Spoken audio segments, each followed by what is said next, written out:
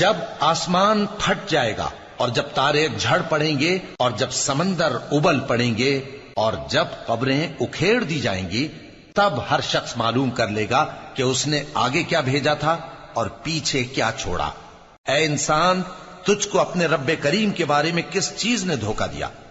وہی تو ہے جس نے تجھے بنایا، پھر تیرے اعضاء کو درست کیا اور تیری قامت کو معتدل رکھا، جس صورت میں چاہا تجھے جوڑ دیا۔ مگر افسوس تم لوگ جزا کو جھٹلاتے ہو، حالانکہ تم پر نگہبان مقرر ہیں، یعنی معزز کاتبین۔